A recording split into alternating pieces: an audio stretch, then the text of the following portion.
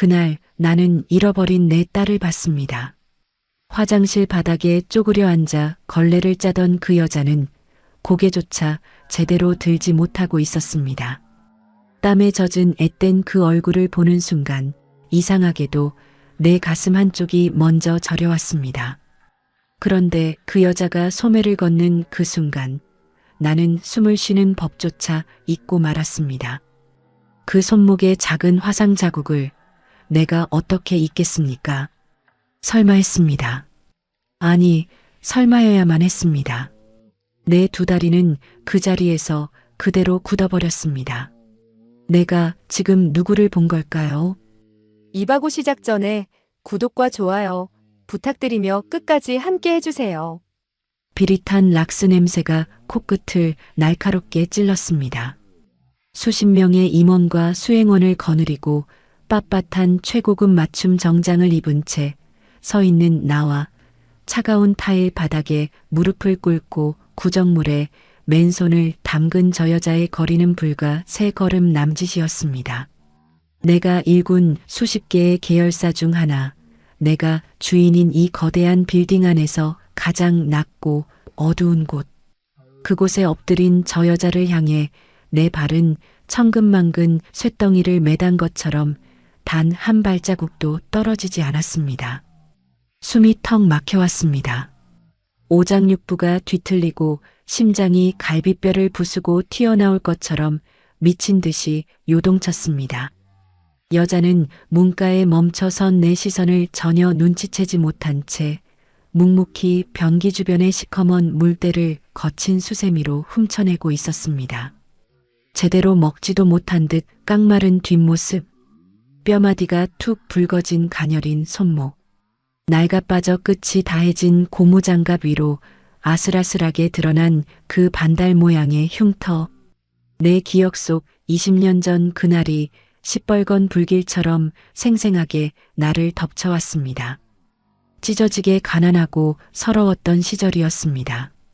남편이라는 작자는 노름판에 미쳐 집안의 숟가락 하나까지 다 내다 팔았고 나는 핏덩이 같은 내 딸을 등에 업고 시장통 국밥집 주방에서 뼈가 부서져라 일했습니다. 잠시 아이를 방구석에 뉘어놓고 펄펄 끓는 육수통을 옮기던 찰나였습니다. 이제 겨우 아장아장 걷기 시작한 내 핏덩이가 어미를 찾겠다고 엉금엉금 기어와 그 뜨거운 냄비 곁으로 작은 손을 뻗었던 것입니다. 아이가 자지러지게 비명을 지르던 그 순간 나는 하늘이 무너져 내리는 줄 알았습니다. 응급실 차가운 바닥에 주저앉아 내 머리채를 쥐어뜯으며 짐승처럼 통곡했습니다. 차라리 내 손목이 끊어질 것을, 차라리 애미인 내가 그 끓는 물을 온몸으로 뒤집었을 것을, 어미가 못나서, 어미가 가난하고 무능해서 내 귀하고 어여쁜 새끼 몸에 평생 지우지 못할 끔찍한 낙인을 찍고 말았습니다. 그 반달 모양의 흉터는 내 뼈에 깊숙이 박힌 천연 같은 죄책감이었습니다. 이혼 서류에 도장을 찍고 그 인간 말종이 어린 것을 몰래 안고 도망쳐버린 그날부터 나는 단 하루도 두 다리를 뻗고 자본 적이 없습니다. 최고급 한정식의 귀한 음식을 씹다가도 흉터진 그 작은 손목이 떠올라 목구멍으로 피를 삼키듯 토해냈고 수백만 원짜리 명주 이불을 덮고 누워도 아이의 서러운 울음소리가 환청처럼 들려 미친년처럼 맨발로 겨울거리를 뛰쳐나간 밤이 수백 번 수천 번이었습니다. 돈을 벌어야 했습니다. 돈이 없어서 내 새끼를 잃었으니 세상을 다 사버릴 만큼 돈을 모아 기필코 내 딸을 찾아내겠다고 피눈물로 맹세했습니다. 그렇게 악착같이 남의 피눈물도 밟아가며 기어올라 이룬 굴지의 기업입니다. 전국 고아원이란 고아원은 다 뒤지고 다녔고 수억 원의 돈을 들여 심부름 센터를 풀었지만 내 딸은 연기처럼 사라져 흔적조차 찾을 수 없었습니다. 그런데 지금 이 기막힌 우연이 내 눈앞에 벌어지고 있습니다. 세상에 비슷한 상처를 가진 사람은 많을 것입니다. 그저 우연일지도 모릅니다. 하지만 내 안의 모든 핏줄이 어미의 직감이 미친 듯이 소리치고 있었습니다. 당장이라도 달려가 저 가여운 어깨를 붙잡고 얼굴을 확인하고 싶었습니다. 당장 뺨을 쓰다듬으며 내가 내 딸이 맞느냐고, 내 손목에 그 상처가, 이 못난 애미가 낸 그 상처가 맞느냐고 짐승처럼 울부짖고 싶었습니다. 회장님, 안으로 들어가시겠습니까? 수행비서 김비서가 조심스럽게 다가와 물었습니다. 나는 아무 말도 할 수 없었습니다. 목소리를 내는 순간 미친 사람처럼 오열이 터져 나올 것 같았습니다. 그저 덜덜 떨리는 손을 들어 비서를 물러나게 했습니다. 이 끔찍하고 기막힌 순간을 그 누구에게도 들키고 싶지 않았습니다. 나는 숨죽인 채 여자의 뒷모습을 두 눈에 핏발이 서도록 담았습니다. 바로 그때였습니다. 여자의 낡은 앞치마 주머니에서 요란하게 전화벨이 울렸습니다. 여자는 화들짝 놀라며 황급히 젖은 장갑을 벗어 던지고 전화를 받았습니다. 액정 너머로 들려오는 앙칼지고 표독스러운 목소리는 밖에서 듣는 내 귀를 의심하게 할 만큼 넓은 화장실을 쩌렁쩌렁 울렸습니다. 너 지금 제정신이야? 벌써 시간이 몇 시인데 아직도 돈을 안 보내. 어머니, 죄송해요. 오전 타임 끝나는 대로 바로 입금하려고 했는데 관리소장님이 점검을 오셔서 아직 검사를 못 받았어요. 조금만 기다려주시면 안 될까요? 시끄러워. 내깐년이 군뱅이처럼 민기적거리니까 우리 집안 꼴이 이 모양 이 꼴 아니야. 우리 아들 회사 당장 이자 막아야 하는데 넌 며느리라는 년이 남의 변기통이나 닦으면서 돈 몇 푼 쥐어짜는 것도 똑바로 못해? 근본 없는 고환영 걷어서 사람 구실하게 만들어줬더니 은혜도 모르는 배은망덕한 년. 고환연. 그 단어가 시퍼런 작두날이 되어 내 심장을 잔인하게 난도질했습니다. 여자는 전화기 너머의 잔혹한 폭언에 이미 익숙해진 듯 고개를 푹 숙인 채 그저 연신 죄송하다는 말만 바보처럼 반복하고 있었습니다. 아니, 그 목소리는 두려움에 파들파들 떨리고 있었습니다. 너 똑바로 들어. 오늘 일당 받는 족족 1원 한 푼 남기지 말고 다 우리 아들 통장으로 붙여. 그리고 내일 모레 우리 회사에 아주 귀하신 분들 오시는 투자 연회장 있는 거 알지? 너는 꼴도 보기 싫으니까 눈에 띄지 말고 주방 뒤쪽에서 음식 나를 준비나 해. 내가 입을 비단옷 세탁소에서 찾아놓는 거 잊지 말고. 알았어? 네. 어머니, 청소 끝나자마자 꼭 맞춰서 갈게요. 죄송합니다. 전화가 끊어지고 화장실은 다시 무덤처럼 고요해졌습니다. 여자는 휴대폰을 두 손으로 꽉 쥔 채 조용히 어깨를 들썩였습니다. 소리내어 엉엉 울지도 못하고 락스물이 잔뜩 묻은 거친 맨손으로 눈물만 훔쳐냈습니다. 숨을 죽이고 흐느끼는 그 처절한 뒷모습을 지켜보는 내 눈에서도 기어이 뜨거운 핏물이 터져 나왔습니다. 꾹 쥔 주먹 안으로 손톱이 파고들어 손바닥에서 피가 배어 나오는 것도 모른 채 나는 부들부들 떨었습니다. 어머니라니. 방금 전 여자를 짐승 잡듯 닥달하며 온갖 모욕을 퍼붓던 늙은 여우 같은 그 목소리의 주인이 시어머니인 모양이었습니다. 대체 어떤 빌어먹을 집구석이길래 제 집안 며느리를 남의 건물 변기 청소부로 내몰고 그 피 같은 돈마저 1원 한 푼 남김없이 쥐어짜 간단 말입니까? 먹여주고 재워준 은혜라니. 근본 없는 고아년이라니. 내 핏줄이 맞다면 저 가여운 아이가 정녕 하늘이 점지해준 내 하나뿐인 딸이 맞다면 저 아이는 이 나라 천하를 다 가져다 주어도 모자랄 내 굴지의 기업을 통째로 물려받을 귀하디 귀한 대기업의 유일한 상속녀입니다.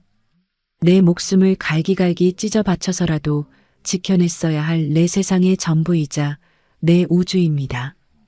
그런 내 금쪽 같은 아이가 빚더미에 앉은 허울뿐인 시댁 식구들 입에 풀칠을 해주기 위해 쓰레기만도 못한 취급을 받으며 남의 화장실 바닥에 엎드려 피눈물을 흘리고 있었습니다. 온몸의 피가 거꾸로 솟구치는 것 같았습니다. 20년 동안 꽁꽁 얼어붙어 있던 내 심장에 지옥의 불길이 치솟았습니다. 이 늙은 어미의 오장육부가 다 타들어가는 고통이 밀려왔습니다. 하지만 나는 어금니가 부서져라 꽉 깨물며 억지로 뒷걸음질을 쳤습니다. 아직은 안 됩니다. 내가 정말 그토록 애타게 찾던 내 딸이 맞다면, 만약 저 참혹한 지옥불을 견디고 있는 저 아이가 내 핏줄이 맞다면, 나는 그저 눈물 콧물 쏟으며 불쌍한 내 핏덩이를 안아주는 것으로 끝나지 않을 것입니다. 내 새끼를 저 구덩이에 쳐넣고 개돼지보다 못한 취급을 한 자들, 내 딸의 피와 땀을 거머리처럼 빨아먹으며 떵떵거리는 저 더러운 기생충들, 그들의 숨통을 끊어놓고 뼈도 못 추리게 철저히 짓밟아버리기 전까지는 결코 섣불리 움직일 수 없습니다. 단숨에 죽여주는 것은 너무 큰 자비입니다. 그들이 가장 기대하고 목을 매는 순간 가장 높은 곳에서 천길 낭떠러지로 밀어 떨어뜨려 줄 것입니다. 화장실 문을 나서는 내 발걸음은 처음에 이곳에 들어올 때와 완전히 달라져 있었습니다. 눈물을 거칠게 닦아낸 내 늙은 얼굴에는 서슬퍼런 살기가 감돌았습니다. 20년을 짓눌려 온 어미의 피 맺힌 한이 피도 눈물도 없는 잔혹한 복수심으로 끓어오르기 시작했습니다. 김비서, 내 목소리는 지옥에서 걸어나온 야차처럼 낮고 차가웠습니다. 네, 회장님. 저 안에서 청소하는 여자. 이름, 나이, 자라온 환경. 그리고 저 여자의 남편이라는 놈의 회사 상태, 시댁 식구들 뒷조사까지 하나도 빠짐없이 오늘 밤 자정 전까지 내 책상 위에 올려놔. 머리카락 한 올이라도 놓치면 자네 목숨이 날아갈 줄 알아. 명심하겠습니다. 나는 굽이 높은 구두를 돌려 세우며 다시 한번 굳게 닫힌 화장실 문을 돌아보았습니다. 문고리를 쥔 내 손이 아직도 미세하게 떨리고 있었습니다. 차가운 타일 바닥에 엎드려 있던 그 작은 어깨, 붉게 달아오른 손목의 흉터, 그리고 근본 없는 고아년이라며 내 딸의 가슴에 비수를 꽂던 그 여우 같은 늙은이의 목소리. 투자 연회장이라고 했겠다. 내일 모레 귀하신 분들을 모시는 자리가 있다고 했겠다. 기다려라. 내가 찾던 아이가 정말 저 아이라면 어미가 내가 흘린 눈물을 그들의 시뻘건 핏물로 갚아줄 테니. 화장실에서 그 아이를 남겨두고 돌아온 어젯밤부터 나는 물 한 모금 넘기지 못한 채 불 꺼진 회장실 소파에 화석처럼 굳어앉아 있었습니다. 비서가 그 아이의 낡은 작업복 캐비닛에서 찾아낸 머리카락 몇 가닥. 그것을 유전자 검사센터로 넘긴 순간부터 내 숨통은 끊어진 것이나 다름없었습니다. 제발, 하늘이시여, 제발. 내 평생 부처님 앞에서도 하나님 앞에서도 고개 한번 숙인 적 없던 내가 바닥에 이마를 짓지으며 수천 번 수만 번 기도를 올렸습니다. 그리고 마침내 굳게 닫혀있던 회장실 문이 열렸습니다. 김 비서의 손에 들린 하얀 서류 봉투를 본 순간 나는 세상의 모든 소리가 사라지는 것을 느꼈습니다. 이 봉투 안에 내가 잃어버린 20회의 진짜 대답이 들어 있습니다. 회장님, 지시하신 뒷조사 결과와 방금 센터에서 도착한 검사 결과지입니다. 김 비서의 목소리가 아득하게 들려왔습니다. 평소라면 단숨에 봉투를 낚아채 결과부터 확인했을 나였지만 덜덜 떨리는 손은 허공에서 길을 잃고 헤맸습니다. 겁이 났습니다. 만약 아니라고 한다면 내 어미로서의 직감이 틀렸고 그저 우연히 똑같은 흉터를 가진 남의 자식일 뿐이라고 한다면 나는 이 자리에서 피를 토하고 죽어버린 것만 같았습니다. 나는 애써 서류 봉투를 책상 한쪽에 밀어두었습니다. 심장 약 먹을 물을 찾듯 헐떡이며 먼저 김 비서가 내민 뒷조사 파일부터 펼쳐들었습니다. 그 아이 지훈이라고 했지. 그 아이가 어떻게 살아왔는지 그것부터 먼저 말해. 네, 회장님. 박지훈. 현재 나이 23입니다. 20살 무렵 보육원을 퇴소할 때까지 천안에서 자랐고 입소 당시 기록을 보면 김 비서가 잠시 말을 멈추고 내 눈치를 살폈습니다. 나는 피가 맺힌 입술을 깨물며 고개를 끄덕였습니다. 계속하라는 뜻이었습니다. 입소 당시 나이 3살 추정. 이름과 출신을 알 수 없어 보육원 원장이 지어준 이름으로 등록되었습니다. 특징란에 오른쪽 손목에 반달 모양의 화상 흉터가 있다고 적혀 있습니다. 아, 천안. 그 인간 말종 같던 전 남편의 고향이 천안이었습니다. 노름빚에 쫓기다 내 핏덩이를 안고 도망친 그놈이 끝내 아이를 책임지지 못하고 제 고향 바닥의 보육원 앞에 내버리고 도망쳤던 것입니다. 짐승만도 못한 놈. 천벌을 받아 뼈가 바스러질 놈. 나는 가슴을 쥐어뜯으며 꺽꺽거리는 숨을 토해냈습니다.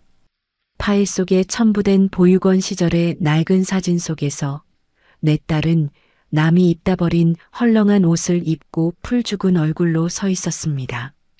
내가 수천만 원짜리 밍크 코트를 두르고 매일 밤 고급 와인을 마시며 허구한 날 죽고 싶다 원망하던 그 기나긴 세월 동안 내 어여쁜 핏덩이는 눈칫밥을 먹으며 추위에 떨고 있었던 것입니다. 그 어린 것이 보육원을 나와서 시댁이라는 작자들은 도대체 어떤 기생충 같은 집구석이길래 내 안이 그 아이의 고열을 짜내고 있는 거야. 이제 고작 23밖에 안 된 핏덩이를 20살에 보육원을 퇴소하고 식당 일을 전전하다 지금의 남편을 만났습니다. 시어머니 강 여사는 겉으로는 대성물산이라는 중소기업 안주인 행세를 하고 있습니다만 실장은 껍데기뿐입니다. 남편이라는 자는 회사 직함을 달고 매일 술집이나 전전하는 남봉꾼이고 회사는 이미 3년 전에 부도가 났어야 할 빚더미입니다. 그런데 사채를 끌어다 쓰며 하루하루 이자 막기에 급급한 상황입니다. 박지훈 씨가 낮에는 식당 주방에서 오후에는 저희 계열사 빌딩 화장실 청소부로 투잡을 뛰며 번 돈을 시어머니 강 여사가 매일 저녁 갈취해 사채 이자를 갚고 있었습니다. 고아 출신의 나이도 어리다는 이유로 시댁 식구들 모두가 박지훈 씨를 사람 취급조차 하지 않고 하녀처럼 부리고 있습니다. 내 손에 쥐어져 있던 최고급 만년필이 두 동강나며 손바닥에 날카롭게 박혔습니다. 피가 배어 나왔지만 통증조차 느껴지지 않았습니다. 아니요. 내 배 아파 나은 핏줄을, 이 명자의 피가 흐르는 유일한 상속녀를, 이제 갓스물을 넘긴 내 귀한 새끼를 사채업자한테 쫓기는 쥐새끼 같은 것들이 감히 피땀을 빨아먹고 화장실 변기통에 무릎 꿇게 만들었다는 말입니까? 먹여주고 재워준 은혜라며 근본 없는 년이라 모욕하던 화장실에서의 그 표독스러운 목소리가 다시 귓가를 때렸습니다. 그 쓰레기 같은 것들이 내일 모레 귀하신 분을 모시고 투자 유치 연회장을 연다고 하더군. 당장 내일 부도가 나도 모자랄 판국에 연회장? 어디서 또 남의 피눈물을 뽑아먹으려고 사기판을 벌이는 거야. 나는 분노를 이기지 못하고 책상을 주먹으로 내리쳤습니다. 그러자 김 비서가 서류 한 장을 조용히 내 앞으로 밀어주었습니다. 그 투자 유치라는 것 사실 저희 명성그룹 계열사인 명성 인베스트먼트에 낸 투자 제안서입니다. 뭐라고? 최근 저희 계열사에서 유망 중소기업 살리기 프로젝트로 대규모 투자 심사를 진행 중인데 대성물산이 서류를 위조해 1차 심사를 통과했습니다. 내일 모레 열리는 연회장은 저희 쪽 투자 심사역들을 접대하고 확답을 받아내기 위해 영끌을 해서 벌이는 사기극입니다. 순간 나는 미친 사람처럼 웃음을 터뜨렸습니다. 하하하. 하늘이 돕고 조상님이 돕는다는 말이 이런 것입니까? 나를 속이고 내 돈을 빼먹기 위해 덫을 놓은 곳에 내 딸을 짓밟고 피를 빨아먹던 짐승들이 스스로 목을 들이밀고 나타난 것입니다. 회장님, 이제 봉투를 확인하시지요. 김 비서의 말에 내 웃음이 뚝 멎었습니다. 그래, 확인해야 합니다. 이제 남은 건 이 모든 핏빛 복수의 명분을 완성해줄 단 한 장의 종이뿐이었습니다. 나는 덜덜 떨리는 두 손으로 마침내 그 하얀 유전자 검사 결과지 봉투를 찢어발기듯 열었습니다. 빼곡한 글씨와 그래프들이 춤을 추듯 흔들렸습니다. 노안이 온 두 눈을 부릅뜨고 서류의 가장 밑바닥 붉은색 도장이 찍힌 단 한 줄의 문장으로 시선을 꽂았습니다. 검사 결과 유전자 일치도 99%, 친생자 관계가 성립함. 나도 모르게 짐승 같은 비명이 터져 나왔습니다. 나는 그 종이 쪼가리를 가슴에 부여안고 그대로 회장실 대리석 바닥으로 무너져 내렸습니다. 아가 내 새끼야 내 딸아. 20년이었습니다. 죽었을지 살았을지도 모르는 내 핏덩이를 찾아 헤맨 지옥 같은 세월이 20년이었습니다. 그 종이 한 장을 얼굴에 비비며 나는 바닥을 뒹굴며 통곡했습니다. 눈물 콧물이 범벅이 되어 비싼 실크 블라우스가 엉망이 되도록 내 목구멍에서는 피를 토하는 듯한 오열이 그칠 줄을 몰랐습니다. 미안하다, 지훈아. 지훈아, 내 딸아. 어미가 못나서 어미가 너를 끝까지 안고 도망치지 못해서 이제 겨우 23, 꽃다운 그 어린 나이에 그런 쓰레기 구덩이 속에서 너를 하녀처럼 살게 만들었구나. 어미가 죄인이다. 내가 죽일년이다. 바닥을 치고 가슴을 쥐어뜯으며 얼마나 울었는지 모릅니다. 김 비서마저 고개를 돌리고 몰래 눈물을 훔치는 것이 보였습니다. 하지만 한참을 짐승처럼 울부짖던 나는 이내 비틀거리며 책상을 짚고 다시 일어섰습니다. 눈물은 여기까지입니다. 내 새끼를 찾았으니 어미의 눈물은 이것으로 끝입니다. 거울 속에 비친 내 얼굴은 방금 전까지 무너져 내리던 불쌍한 어미가 아니었습니다.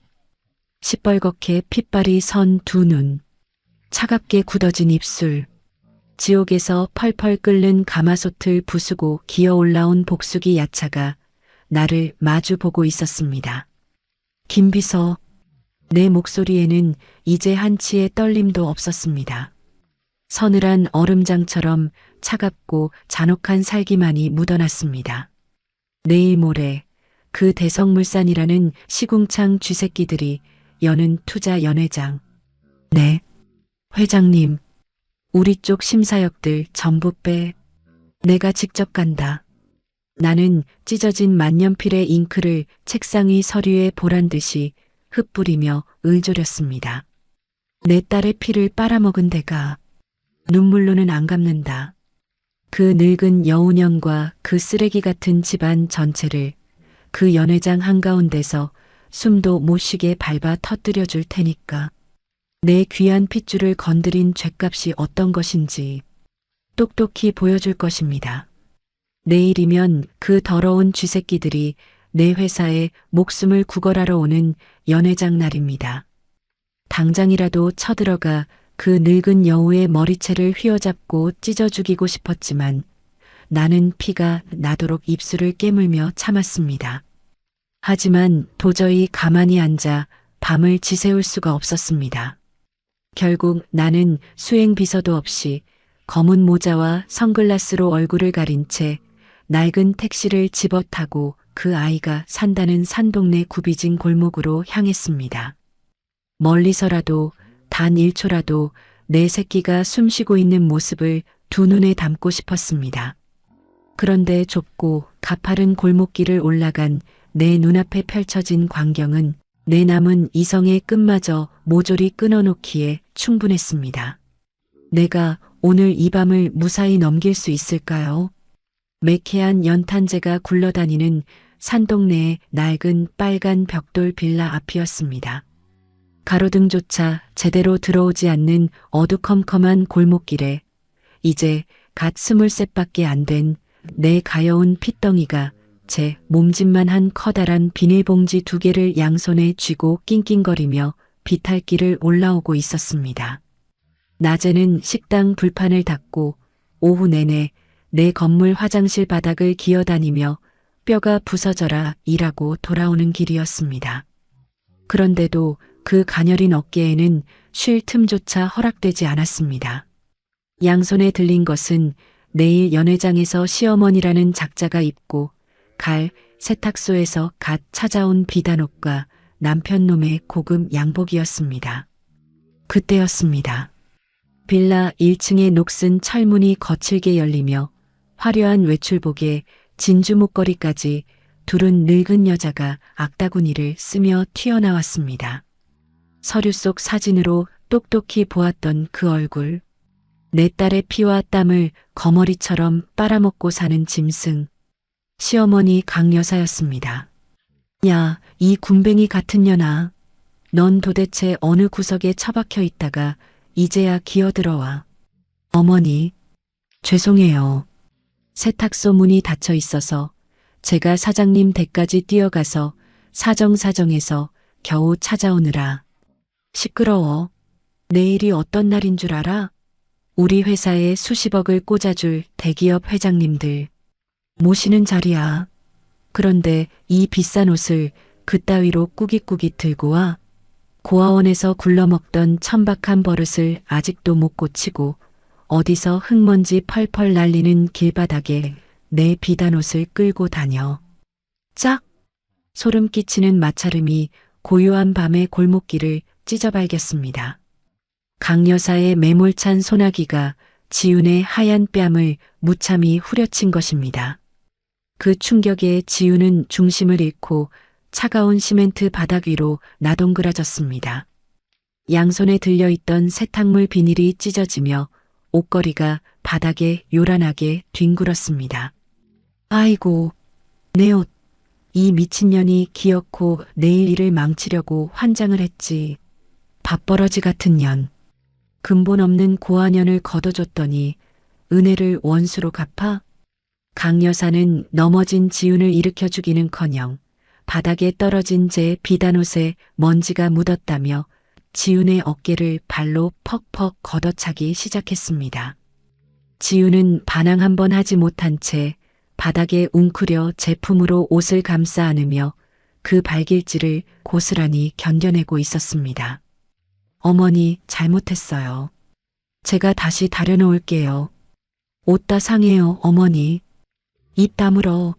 오늘 밤새워서 이 옷먼지 하나 없이 다려놓고 내일 연회장 주방에서 설거지나 해. 눈에 띄기만 해봐. 그날로 내년 짐 싸서 길바닥에 나앉을 줄 알아. 강 여사는 씩씩거리며 찢어진 비닐봉지를 빼앗아 들고는 쾅 소리가 나게 철문을 닫고 들어가 버렸습니다.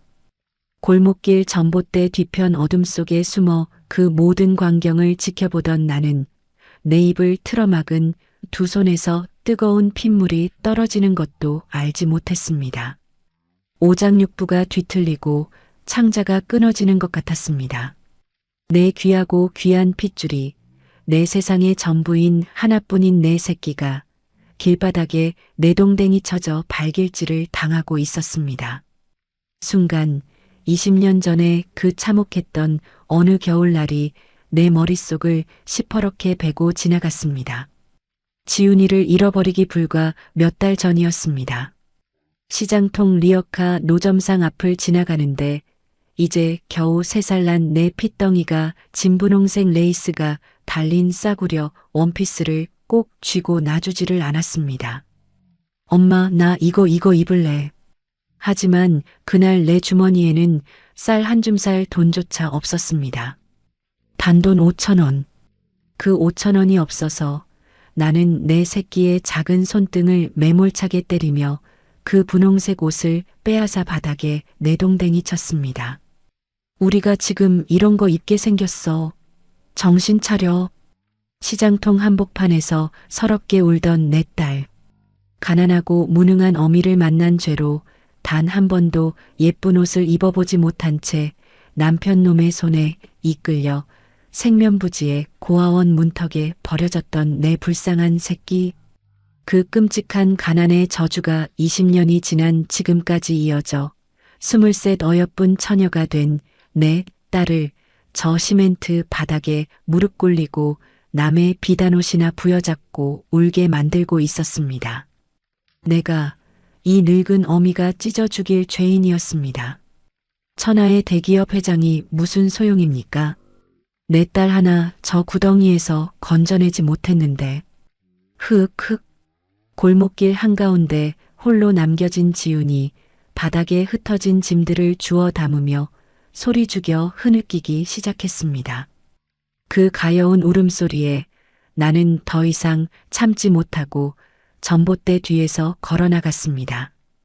당장 달려가 내 딸이라고, 이 어미가 널 데리러 왔다고 끌어안고 싶었습니다. 하지만 지금 얼굴을 드러내면 내일 연회장에서 저 짐승들을 가장 높은 곳에서 천길 낭떠러지로 떨어뜨릴 완벽한 무대가 망가집니다. 나는 깊게 눌러쓴 모자챙을 더 내리고 지팡이를 짚은 힘없는 노파인 척 발걸음을 늦추며 지훈의 곁으로 다가갔습니다. 그리고 바닥에 떨어진 낡은 옷걸이 하나를 집어 지훈을 향해 내밀었습니다. 새댁 괜찮아요? 내 목소리는 형편없이 떨리고 있었습니다.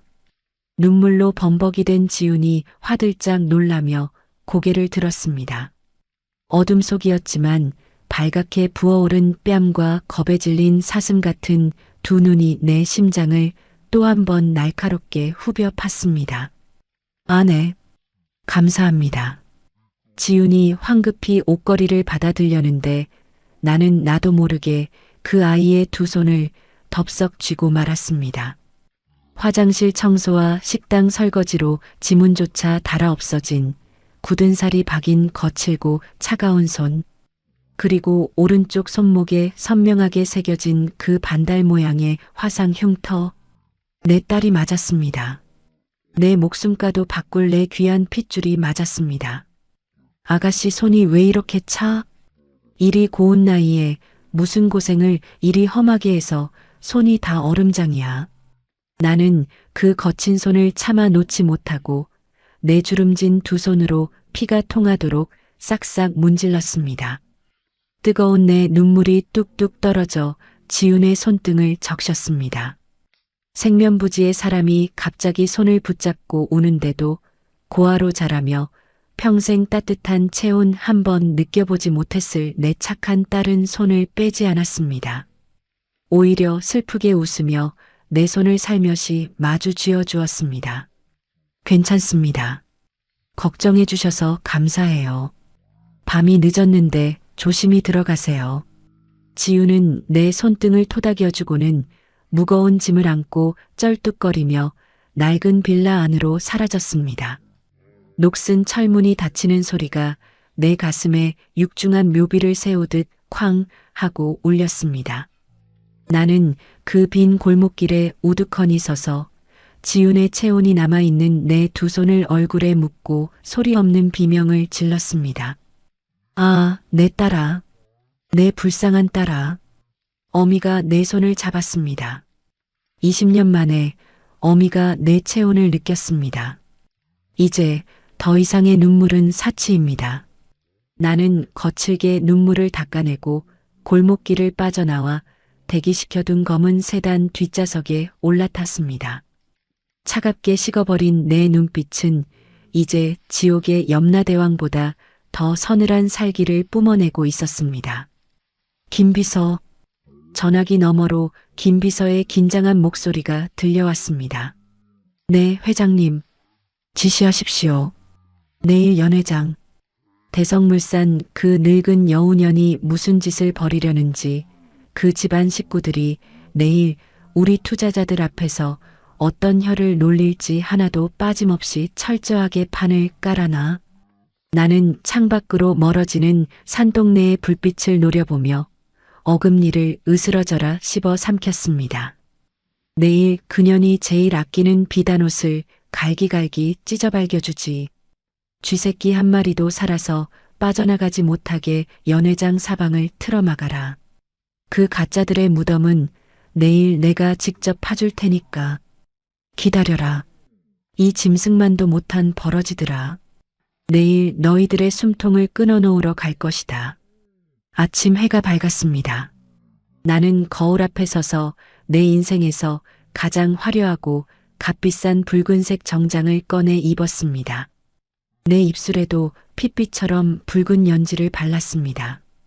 평생을 피도 눈물도 없는 철의 여인으로 살아왔지만 오늘만큼은 내 몸에 흐르는 야차 같은 피를 굳이 숨기고 싶지 않았습니다.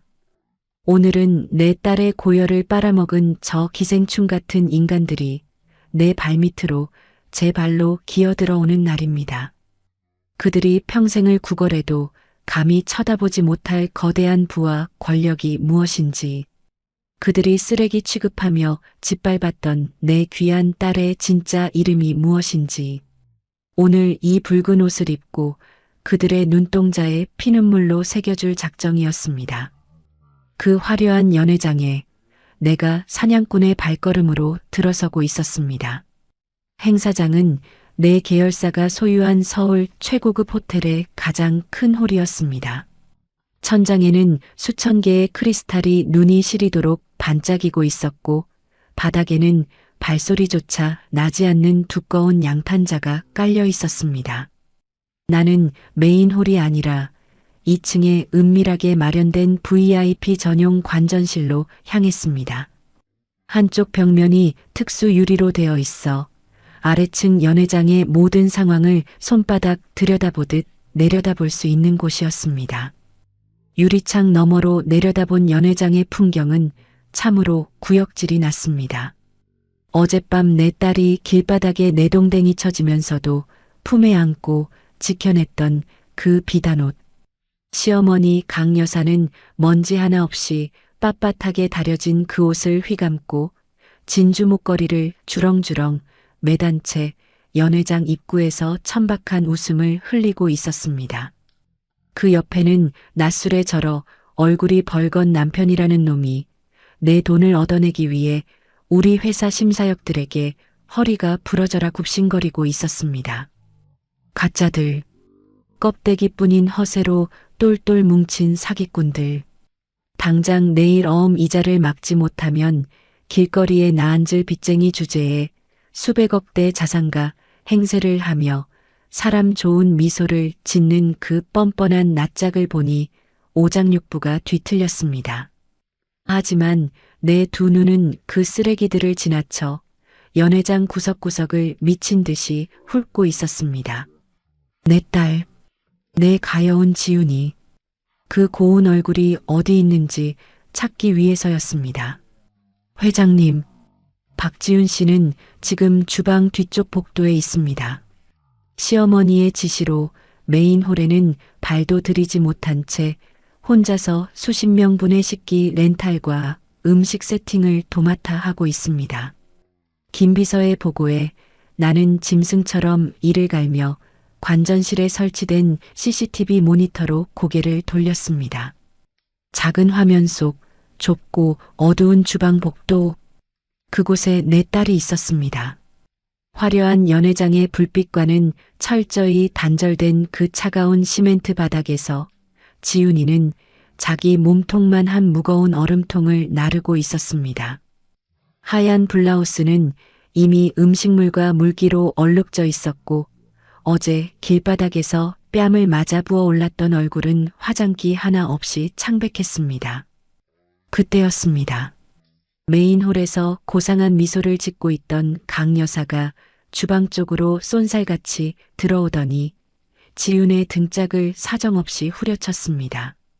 화면에는 소리가 들리지 않았지만 나는 그 늙은 여우의 도끼 어린 입모양을 똑똑히 읽을 수 있었습니다. 손님들 눈에 띄지 않게 구석에 처박혀 있으라고 했지. 어디서 재수없게 얼쩡거려. 강 여사는 억울해하는 지윤의 팔뚝을 꼬집고 비틀며 기어이 내 딸을 싱크대 구석으로 밀어넣고는 문을 쾅 닫아버렸습니다. 내 귀한 핏줄을, 세상에서 가장 아름다운 내 딸을 마치 전염병 환자라도 되는 양 어둠 속에 가두어 버린 것입니다. 모니터를 부숴버릴 듯 꽉 쥔 내 두 손의 관절이 하얗게 질렸습니다. 당장이라도 저 유리를 깨고 뛰어내려가 그 늙은 여우의 목을 비틀어버리고 싶었지만 나는 끓어오르는 살기를 억누르며 다시 2층 유리창 너머로 시선을 돌렸습니다.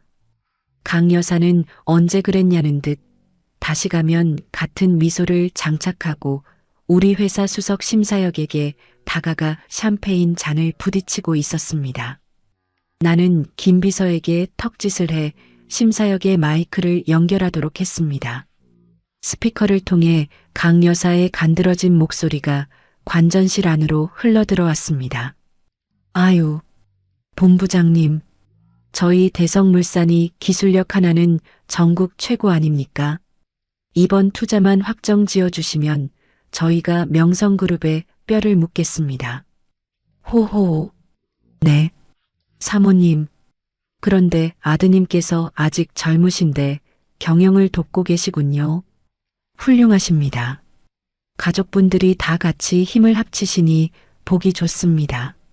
며느님은 오늘 안 오셨습니까? 수석심사역이 내가 지시한 대로 자연스럽게 미끼를 던졌습니다. 그러자 강 여사의 얼굴이 순간 당황한 듯 굳어지더니 이내 능구렁이 같은 거짓말이 그 더러운 입술을 타고 흘러나왔습니다. 며느리라니요. 아이고, 우리 아들 아직 미혼입니다. 워낙 인물이 출중하고 회사 일에만 매달리다 보니 짝을 늦게 찾고 있지 뭡니까? 안 그래도 이번에 투자받고 회사 규모 커지면 아주 번듯하고 뼈대 있는 집안의 규수들로만 선자리를 알아볼 참입니다.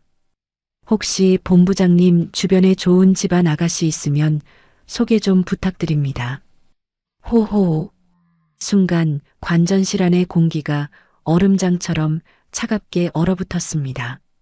김 비서조차 숨을 들이마시며 경악스러운 눈으로 나를 쳐다보았습니다.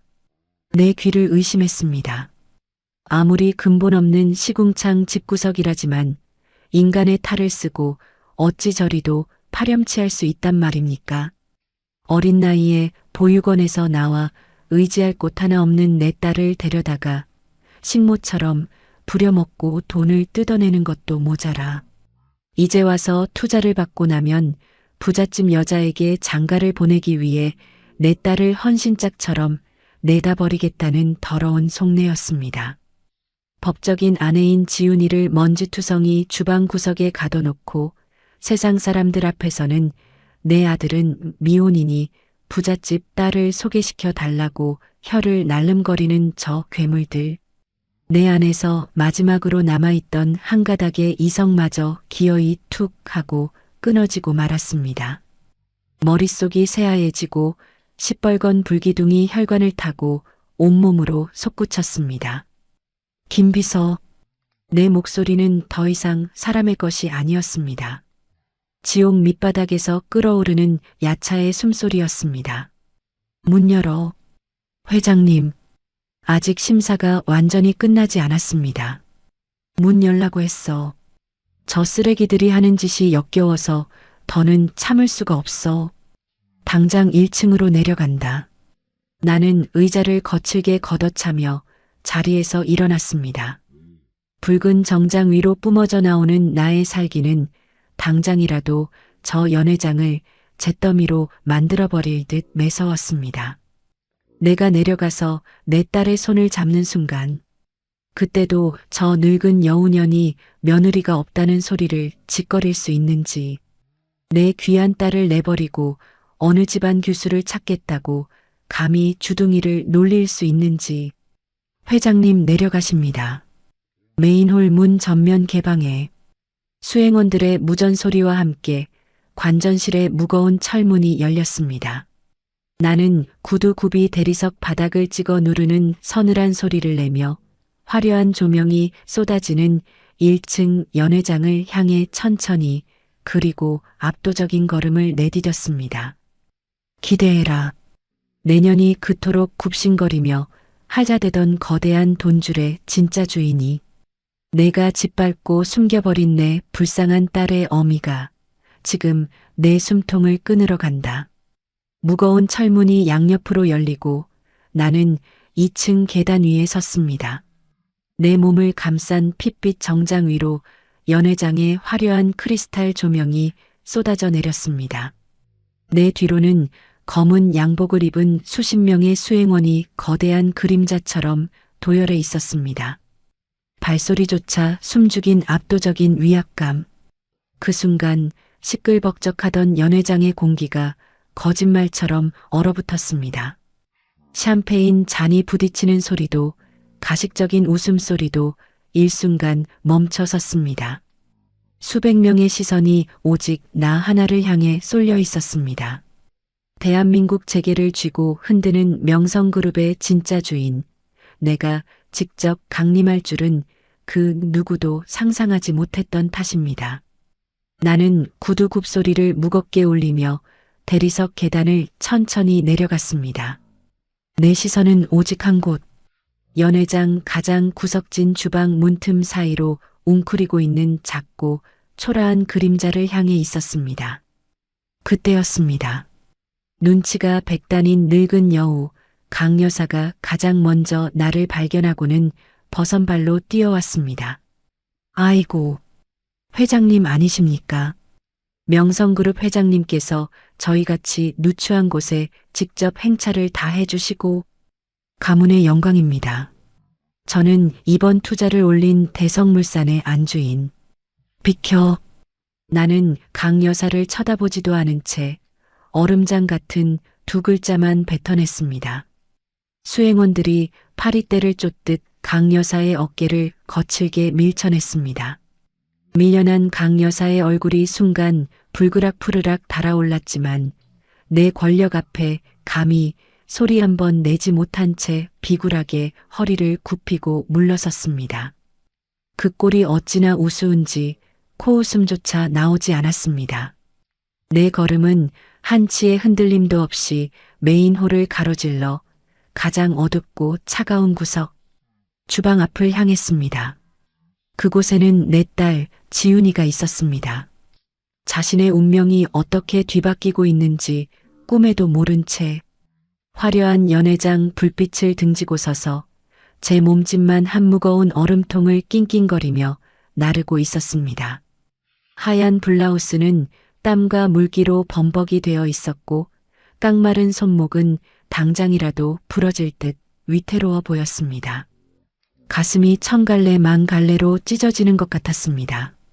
당장 달려가 저 무거운 짐을 빼앗고 내 보석 같은 딸을 품에 와락 안고 싶었습니다. 하지만 내가 채 걸음을 떼기도 전이었습니다. 지훈이가 나르던 얼음통이 바닥의 카페턱에 걸려 덜컹 흔들렸습니다. 그 순간 통 안에 쌓여있던 빈 와인잔 두어 개가 바닥으로 떨어지며 요란한 파열음을 냈습니다. 쨍그랑 숨죽이고 있던 연회장에 유리가 깨지는 날카로운 소리가 울려 퍼졌습니다. 지훈이는 사색이 되어 바닥에 무릎을 꿇고 엎드렸습니다. 맨손으로 그 날카로운 유리 조각들을 허겁지겁 주워 담기 시작했습니다. 피가 나든 말든 손가락이 베이든 말든 극도의 공포에 질려 덜덜 떨고 있었습니다. 그리고 아니나 다를까 내게 밀쳐져 분을 사귀고 있던 강 여사가 그 소리를 듣고 미친년처럼 달려왔습니다. 내 눈치를 보느라 억눌려 있던 본성이 폭발한 것입니다. 야, 이 미친년아. 내가 기어코 이 중요한 자리에 초를 쳐. 눈에 띄지 말고 찌그러져 있으라고 했지. 어디서 재수없게 덜그럭거려.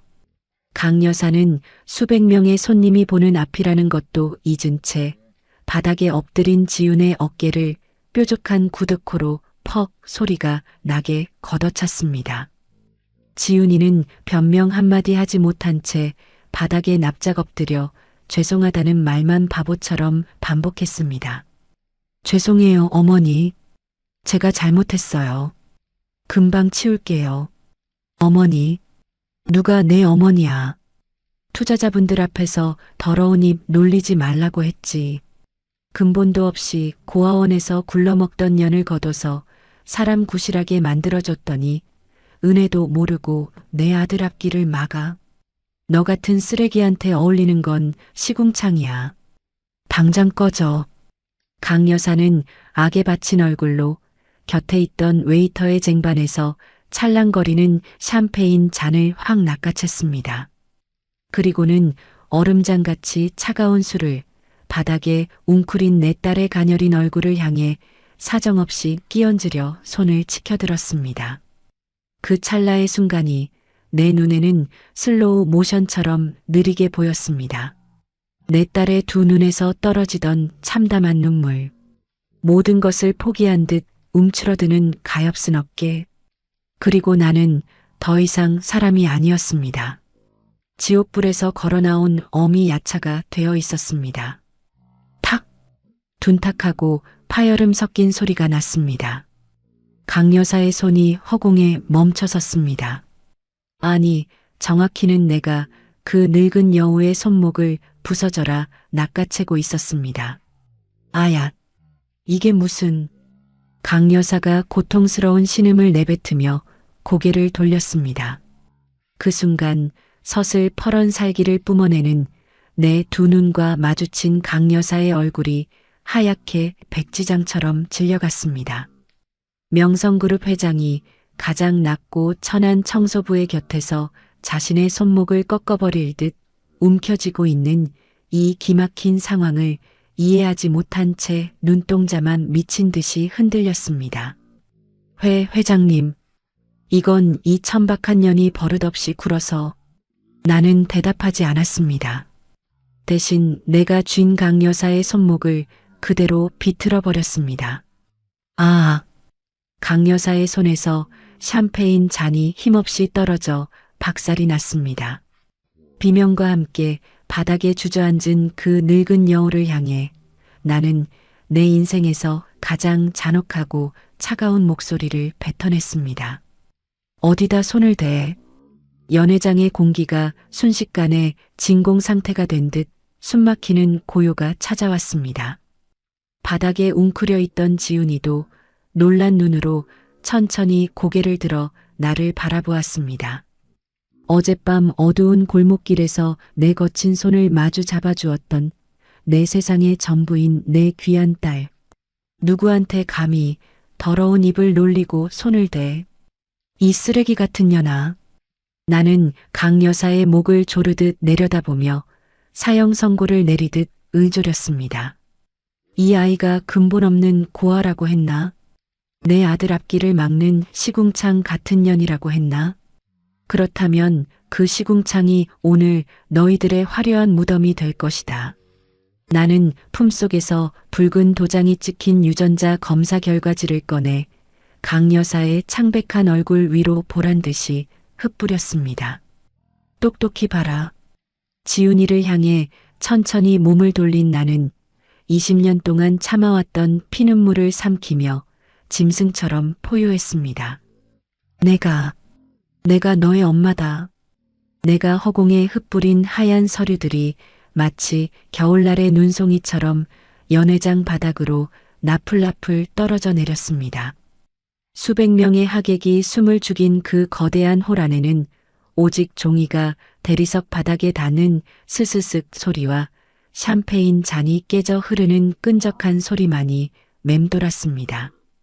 내가 이 천박한 바닥을 기어다니는 청소부의 어미라니. 명성그룹의 주인이 뱉어낸 그 기막힌 선언에 사람들의 눈동자는 터질 듯이 커졌고 입은 다물어지지 않았습니다.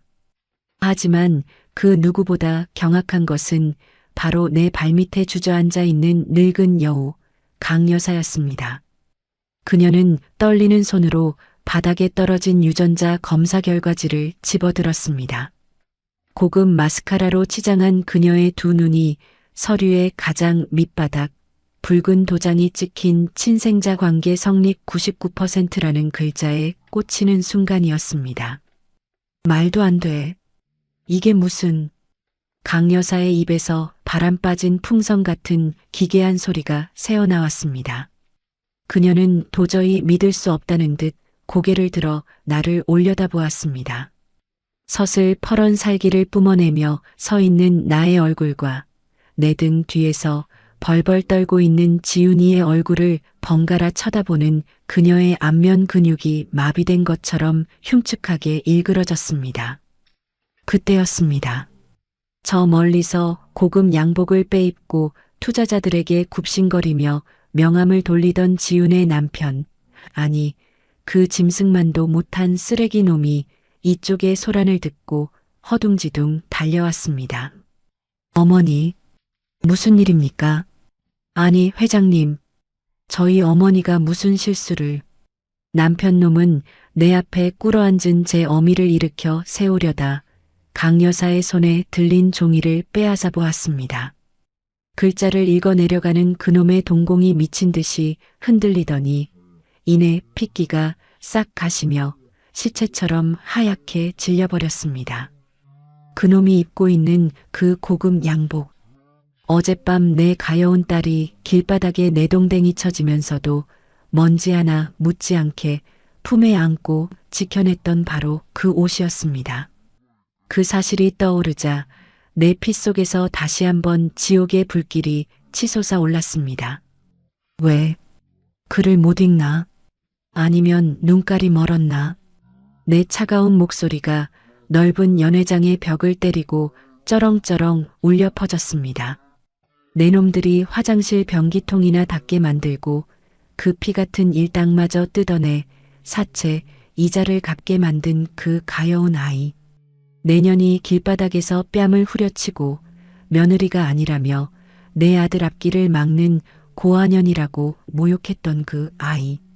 나는 구두굽으로 강 여사의 비단 치맛자락을 짓밟으며 짐승처럼 으르렁거렸습니다. 그 아이가 내 목숨보다 귀한 내 유일한 핏줄이다. 천하의 명성그룹을 통째로 물려받을 내 하나뿐인 딸이란 말이다. 이 쥐새끼만도 못한 것들아.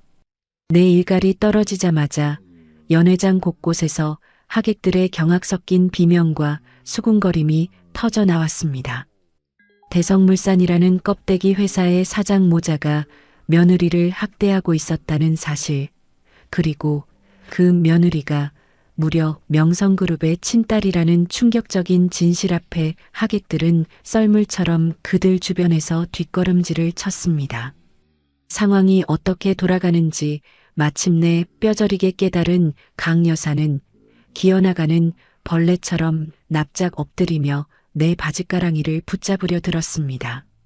아이고, 회장님, 아니 사돈어른, 제가 죽일 년입니다.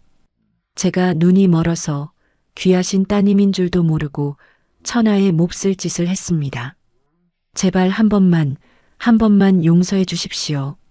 며느리가 아니라 친딸처럼 아끼려다 보니 훈육이 조금 과했던 것뿐입니다. 지훈아, 내가 애미한테 말 좀 잘해다오.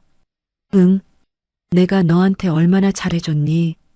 조금 전까지만 해도 쓰레기라 부르며 샴페인을 끼얹으려던 그 표독스러운 입에서 사돈이라는 단어와 친딸처럼 아꼈다는 구역질 나는 변명이 흘러나왔습니다. 남편이라는 놈 역시 바닥에 무릎을 꿇고 두 손을 싹싹 비비며 눈물을 짜내기 시작했습니다. 여보, 장모님께 말씀 좀 드려. 내가 당신 얼마나 사랑하는지 알잖아. 내가 다 잘못했어. 앞으로 내가 손에 물 한 방울 안 묻히고 왕비처럼 모실게. 제발 장모님 노여움 좀 풀어드려. 아, 인간의 바닥은 도대체 어디까지 천박해질 수 있단 말입니까? 권력 앞에서는 간과 쓸개까지 빼주며 아양을 떨고 약자 앞에서는 피 한 방울 남기지 않고 빨아먹는 저 흡혈귀 같은 것들. 나는 솟구치는 토기를 억누르며 내 다리에 매달리려는 강여사의 손을 가차없이 걷어찼습니다. 내 몸에 더러운 손 대지 마라. 사돈, 장모. 그 찢어버릴 주둥이로 감히 어디서 함부로 호칭을 올려. 나는 뒤로 물러선 김비서를 향해 고개를 돌렸습니다. 김비서, 지금 당장 발표해. 내 명령이 떨어지자마자 김비서가 연회장 중앙에 마이크를 잡고 단호하고 건조한 목소리로 방송을 시작했습니다. 이 시간부로 명성 인베스트먼트는 대성물산에 대한 500억 원 규모의 투자 심사를 전면 백지화합니다. 또한 대성물산이 명성그룹의 이름을 도용해 하청업체들로부터 끌어다 쓴 모든 어음과 브릿지 대출에 대해 즉각적인 상환 소송을 진행할 것을 선언합니다. 그 한마디는 강 여사와 그 아들에게 내려진 완벽한 사형 선고였습니다. 안 돼. 안 됩니다. 회장님, 제발 그것만은. 그 투자가 엎어지면 우리 회사는 당장 내일 부도입니다. 제발 살려주십시오. 제가 이 자리에서 개처럼 기라면 기겠습니다. 강 여사는 머리가 깨지도록 대리석 바닥에 이마를 찌우며 통곡했습니다. 아들놈 역시 사색이 되어 내 바짓가랑이를 향해 기어왔습니다. 하지만 내 심장에는 이미 잡이라는 단어가 타버리고 남은 지 오래였습니다. 내년이 말하지 않았느냐. 너희들의 그 위대한 회사에 수십억을 꽂아줄 귀하신 분들이 오시는 자리라고. 내 딸이 내 비단옷에 흙먼지를 묻혔다며 길바닥에서 뺨을 때리지 않았느냐. 그래서 내가 친히 내년에 그 소중한 회사를 흙먼지도 남지 않게 박살 내주러 온 것이다. 나는 바닥에 떨어진 샴페인 병을 집어들고 엎드려 비는 강 여사의 화려한 비단옷 위로 남은 술을 남김없이 쏟아부었습니다.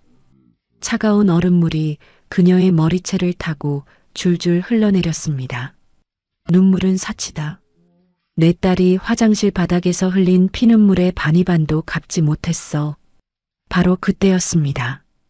연회장 입구에 거대한 문이 쾅 하고 부서질 듯 열리더니 험악하게 생긴 덩치 큰 사내들 10수명이 몽둥이와 서류를 들고 들이닥쳤습니다.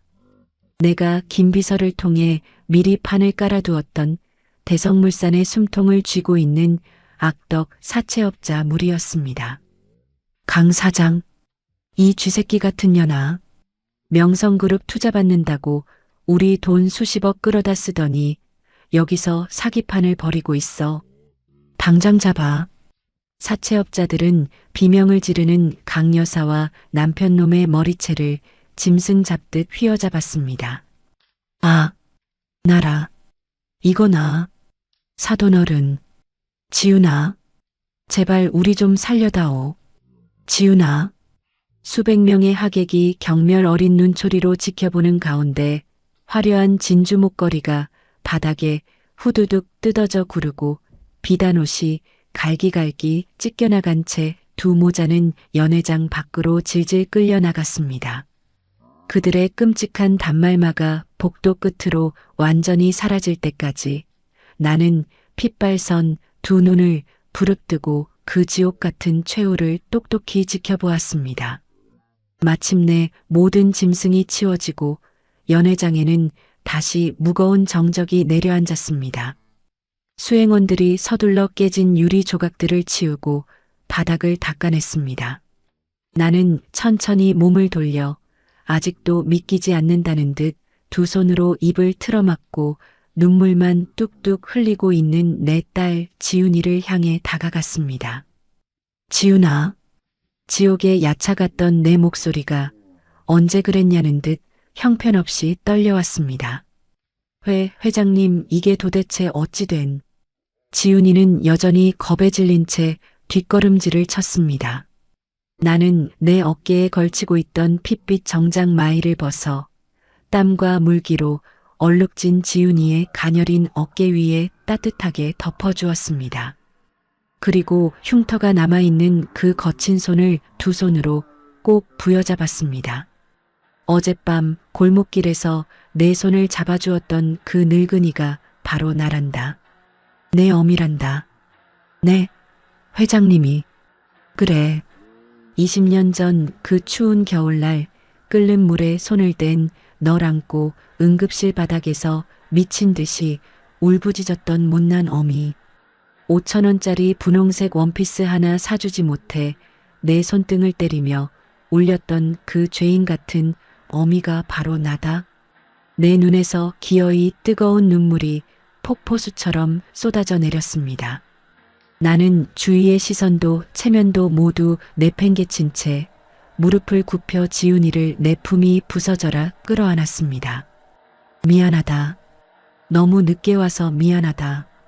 이 어미가 널 끝까지 지키지 못해서 내 귀한 딸을 이런 지옥 구덩이에서 살게 만들었어.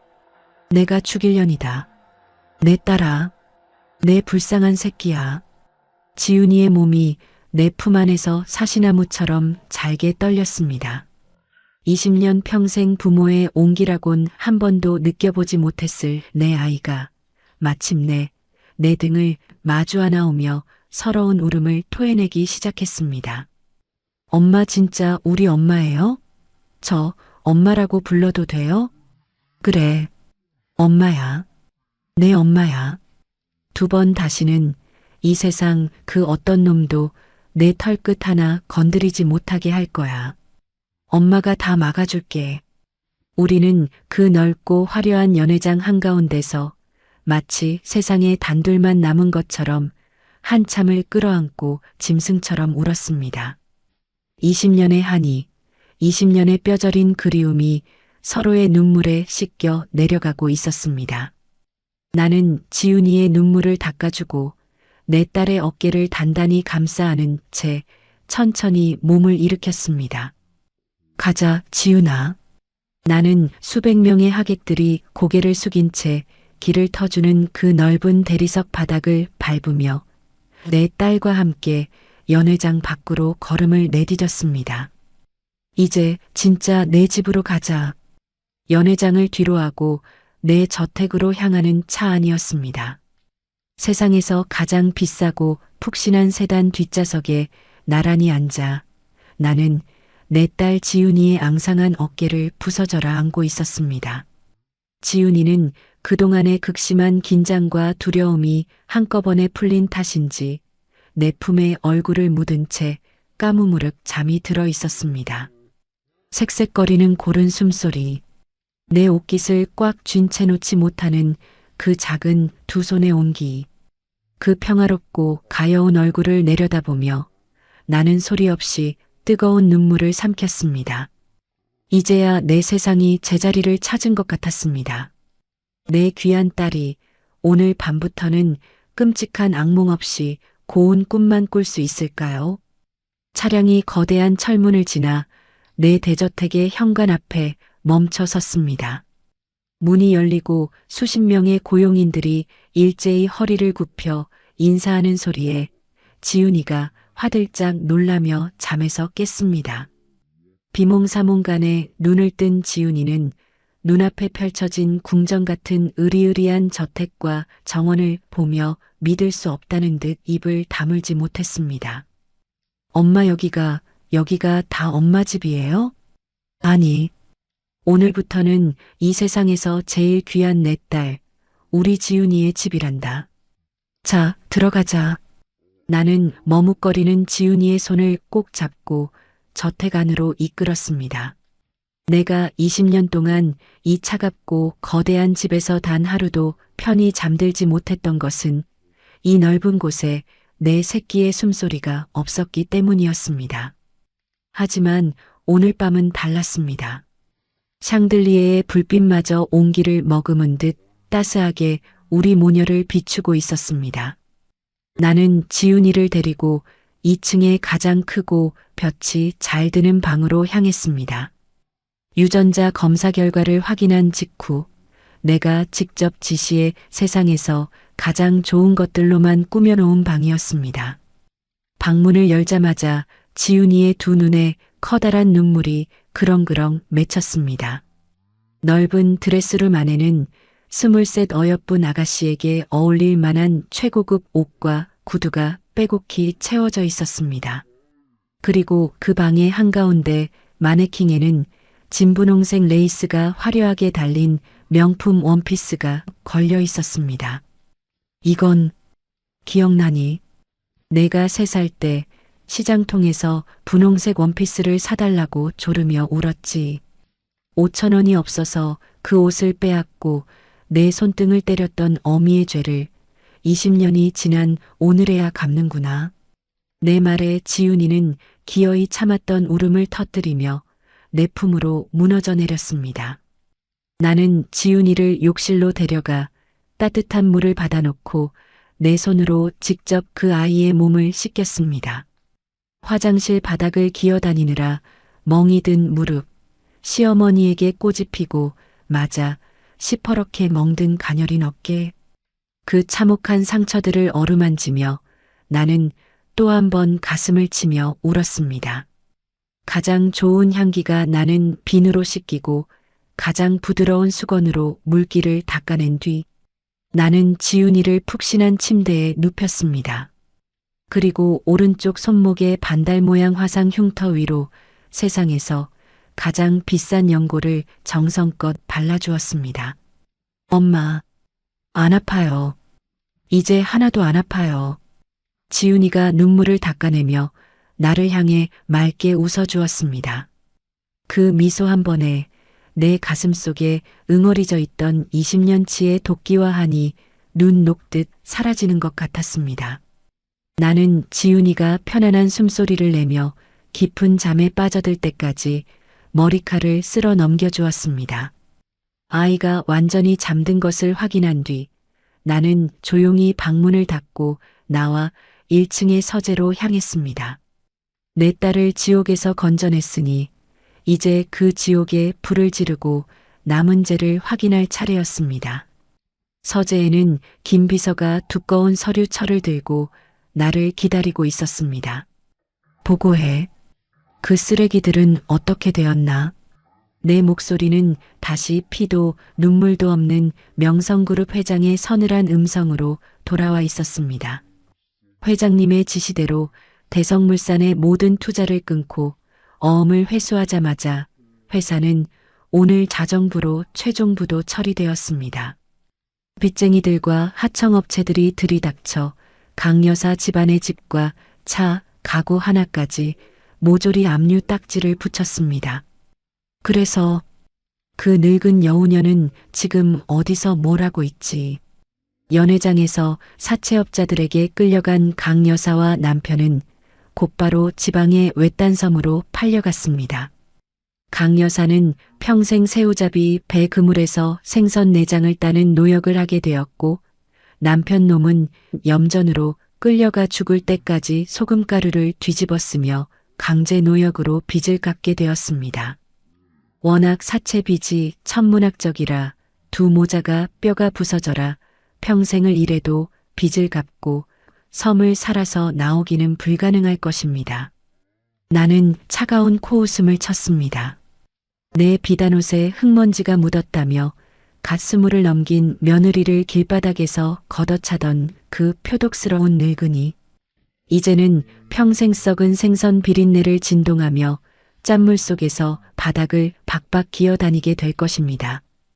그것이 바로 내 귀한 딸의 눈물에 대한 아주 공평하고 완벽한 이자였습니다. 수고했다. 그걸로 모든 죗값이 치러졌군. 내가 자리에서 일어나려 할 때 김 비서가 조심스럽게 다른 서류 봉투 하나를 내밀었습니다. 회장님, 사실은 박지훈 씨의 고아원 입소 기록을 추적하던 중 아주 오래전의 흔적 하나를 더 발견했습니다. 회장님의 전남편 되시는 분의 근황입니다. 그 인간의 이야기, 내 핏덩이를 납치해 도망쳤다가 고아원에 짐승처럼 내버리고 사라졌던, 찢어 죽여도 시원치 않을 그놈의 이름이 나오자 내 눈빛이 다시 매섭게 번뜩였습니다. 말해. 그자 역시 하늘의 벌을 피하지 못했습니다. 20년 전 노른빚에 쫓겨 도망치던 중 교통사고를 당해 하반신이 마비되었다고 합니다. 그 후로 전국을 떠돌며 구걸을 하다 지금은 폐가나 다름없는 지방의 무허가 요양원에서 가족 하나 없이 짐승만도 못한 꼴로 연명하고 있습니다. 오늘 내일하며 죽을 날만 기다리는 신세라고 합니다. 아, 세상에 인과응보라는 말이 이토록 통쾌할 수 있단 말입니까? 핏덩이를 버린 아비는 다리가 잘려 쓰레기 더미에서 썩어가고 있고 며느리를 하녀처럼 부리던 시어머니는 섬에 갇혀 노예처럼 일하게 되었습니다. 하늘이 내린 완벽한 심판이었습니다. 나는 서재의 창밖으로 밝아오는 새벽의 푸른 여명을 바라보며 차갑게 미소 지었습니다. 신경 끌 것 없다. 이런 한 푼도 쥐어주지 말고 그냥 그 시궁창에서 가장 고통스럽게 숨이 끊어지도록 내버려둬라. 내 인생에서 그 이름은 영원히 지워졌으니.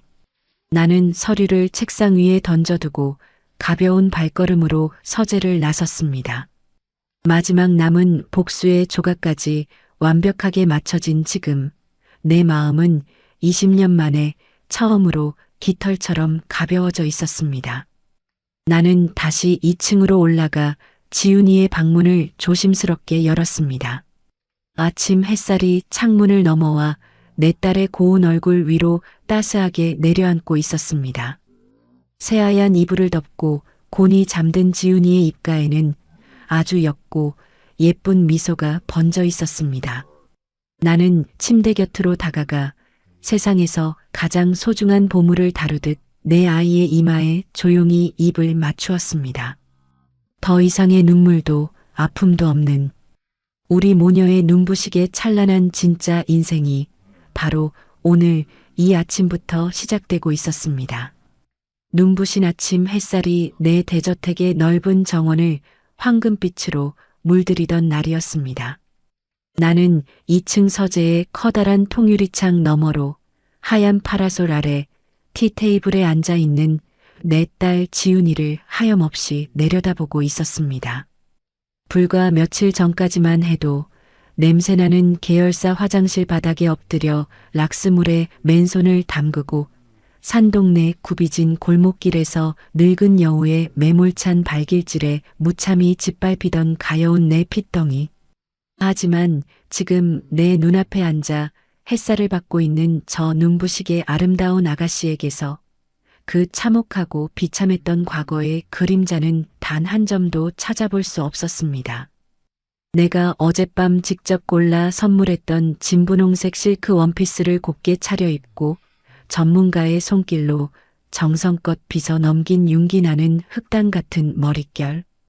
밥 한 술 제대로 먹지 못해 볼이 푹 패고 창백했던 얼굴에는 어느새 복숭아꽃 같은 맑은 생기가 돌고 있었습니다. 늘 주눅이 들어 바닥만 향해 있던 그 슬픈 시선은 이제 고개를 들고 정원을 날아다니는 나비를 좇으며 당당하게 빛나고 있었습니다. 그것이 본래 내 귀한 딸의 자리였습니다. 이 나라 하늘 아래 가장 고귀하고 아름다운 천하의 명성그룹을 통째로 호령할 유일한 상속녀. 그 찬란하고 당연한 자리로 내 새끼를 되돌려 놓는데 무려 20년이라는 피눈물 나는 세월이 걸린 것입니다. 그 20년 동안 이 거대한 대저택은 내게 화려한 무덤이나 다름없었습니다. 수천만 원짜리 샹들리에가 불을 밝혀도 내 가슴속은 늘 칠흑 같은 어둠이었고 수십 명의 고용인이 허리를 굽혀도 내 뼛속은 지독한 외로움으로 얼어붙어 있었습니다. 하지만 오늘은 달랐습니다. 1층 주방에서 들려오는 달그락거리는 식기 소리도 정원의 잔디를 깎는 기계 소리도 모두 경쾌한 음악처럼 들렸습니다. 내 딸이 이 집에서 나와 함께 숨을 쉬고 있다는 그 기적 같은 사실 하나가 죽어있던 이 집에 생명의 온기를 불어넣은 것입니다. 회장님, 등 뒤에서 조용히 다가온 김 비서가 서류 결제판을 내밀었습니다. 나는 창밖의 지훈이에게서 눈을 떼지 않은 채 거침없는 손길로 서류 하단에 서명했습니다. 그것은 명성그룹의 핵심 계열사 지분 절반을 박지훈이라는 이름으로 양도하는 증여 계약서였습니다. 그리고 내일 아침 열릴 긴급 주주총회에서 박지훈을 그룹의 공식적인 총괄 본부장이자 나의 유일한 후계자로 천명하는 선언문이었습니다. 오늘 아침 조간신문과 뉴스메인을 모두 확인했습니다. 대성물산의 고해 부도 사태와 사주 일가가 사채업자들에게 쫓겨 야반도주를 했다는 기사가 대서특필되었습니다. 세간에서는 그들이 저지른 악행에 대한 천벌이라며 손가락질을 하고 있습니다. 김 비서의 보고에 나는 아주 차갑고 건조한 미소를 지었습니다. 야반도주라니. 평생을 썩은 젓갈 냄새가 진동하는 외딴 섬에서 노예처럼 구르게 될 그 짐승들의 최후를 세상 사람들은 그저 도망친 것으로 알 것입니다. 그것으로 좋겠습니다. 내 딸의 고열을 빨아먹은 기생충들은 세상의 기억 속에서 가장 더럽고 추악한 이름으로 남은 채 영원히 소멸할 것입니다. 이제 그 쓰레기들의 이름은 내 앞에서 2번 다시 꺼내지 마라. 내일 주주총회에는 언론사 경제부 기자들까지 전부 부르도록 해. 지훈 아가씨의 자리도 내 바로 옆으로 완벽하게 세팅해두고 명심하겠습니다. 만반의 준비를 갖추겠습니다.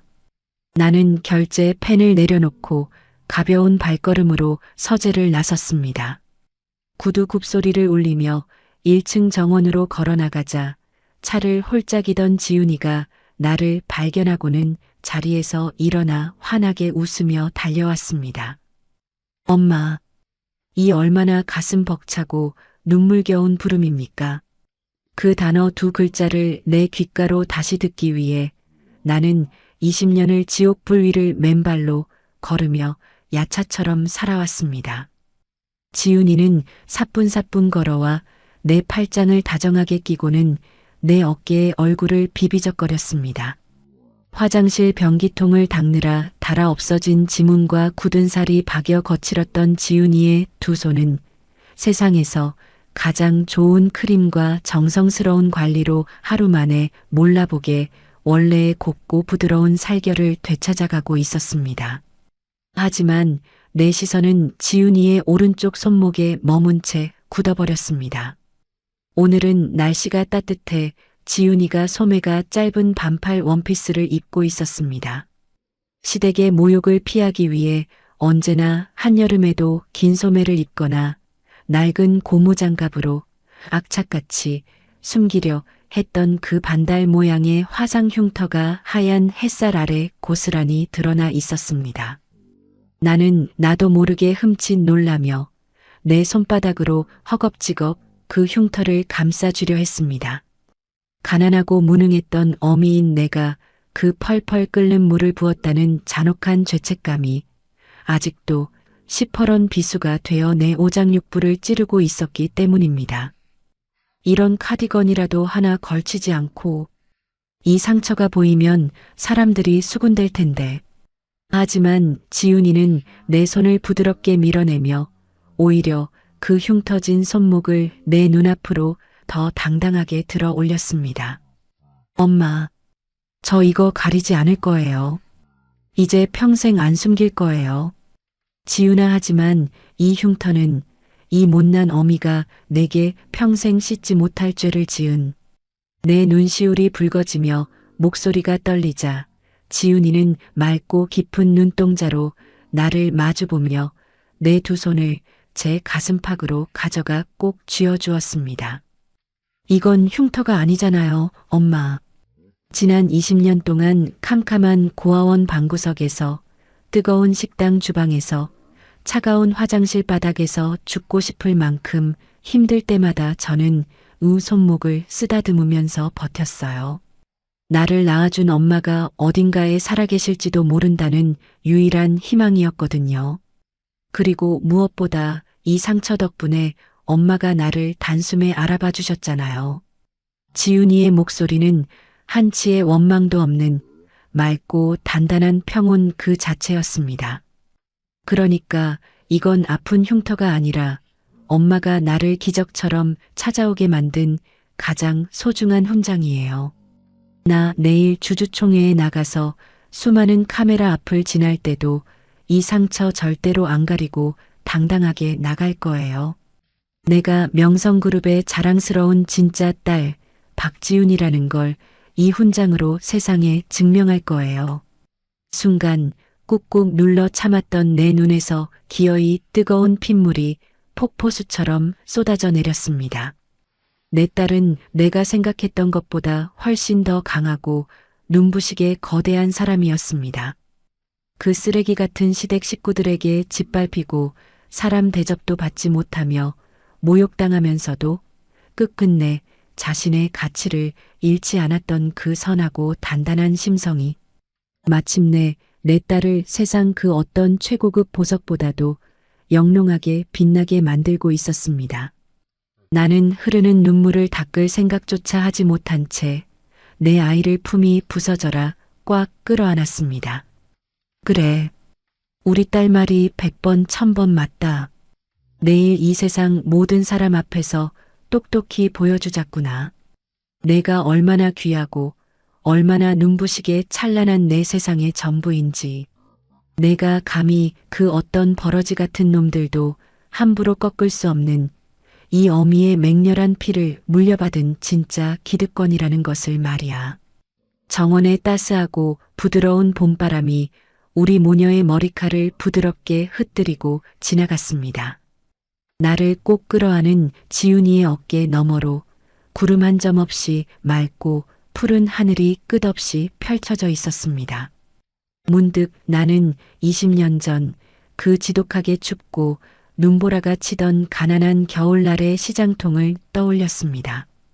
단돈 5,000원이 없어서 핏덩이 같은 내 새끼의 작은 손등을 매몰차게 때렸던 날, 응급실 바닥을 치며 내 머리채를 쥐어뜯었던 날, 돈이 없어서 힘이 없어서 남편이라는 작자에게 아이를 빼앗기고 피눈물을 삼키며 미친년처럼 돈의 노예로 살아왔던 그 기나긴 악몽의 시간들. 하지만 돌이켜보면 그 모든 뼈를 깎는 고통은 바로 오늘 이 눈부신 순간을 맞이하기 위한 하늘의 혹독한 시험이었는지도 모릅니다. 만약 내가 피도 눈물도 없는 이기적인 괴물이 되어 이 거대한 부와 막강한 권력을 쌓아 올리지 못했다면 어찌 되었을까요? 내 귀한 딸이 빚더미에 앉은 그 짐승들에게 하녀 취급을 당하며 길바닥에서 뺨을 맞을 때 감히 사채업자들을 부르고 단숨에 그들의 숨통을 끊어버릴 수 있는 압도적인 힘이 내게 없었다면 나는 그저 골목길 어둠 속에 숨어 눈물만 흘리며 내 딸이 파멸해 가는 것을 무기력하게 지켜보아야만 했을 것입니다. 가난에 찢어지고 불타버렸던 내 가슴은 20년의 서러운 세월을 돌아 마침내 그 어떤 창과 방패로도 뚫을 수 없는 거대한 철옹성이 되어 내 딸을 완벽하게 지켜냈습니다. 나는 내 품에 안긴 지훈이의 따뜻한 등을 토닥이며 하늘을 향해 아주 깊고 편안한 숨을 길게 토해냈습니다. 더 이상은 밤에 자다 깨어 흉터진 작은 손목을 떠올리며 미친 사람처럼 맨발로 거리를 헤매지 않을 것입니다. 내 저택의 가장 따뜻하고 안전한 방에서 내 세상의 전부인 내 딸이 나를 향해 웃어주고 있으니까요. 자식을 잃어버린 어미의 한은 세상의 그 어떤 깊은 바다보다 깊고 하늘보다 무섭습니다. 그리고 그 어미가 가슴속에 품고 있는 맹목적이고 처절한 사랑은 세상의 그 어떤 자본과 권력보다 강하고 찬란하게 타오릅니다. 그날 매캐한 락스 냄새가 진동하던 화장실 바닥에서 무릎을 꿇고 묵묵히 구정물에 손을 담갔던 그 깡마른 아이의 뒷모습? 잊었나 싶으면 또 꿈에 나타나 내 가슴을 철렁 내려앉게 만들고 오장육부를 쥐어짜던 그 지독한 환영은 이제 영원히 사라졌습니다. 남겨진 국화 한 송이처럼 색을 잃고 앙상하게 시들어가던 내 인생의 차가운 겨울은 마침내 끝이 났고 내 딸이 온몸으로 피워낸 가장 붉고 고운 봄꽃이 내 심장 한가운데 눈부시게 만개했습니다. 오늘 밤은 20년 만에 처음으로 심장약을 먹지 않고도 아주 달고 깊은 잠을 잘 수 있을 것 같습니다. 내 품 안에서 곤히 잠든 내 예쁜 딸의 따뜻한 숨소리를 세상에서 가장 아름다운 자장가 삼아서 말입니다. 오늘의 이바고는 여기까지입니다. 끝까지 함께 해주셔서 감사드리며 구독과 좋아요 눌러주시면 놀라운 인생 사연들을 누구보다 먼저 무료로 만나보실 수 있습니다.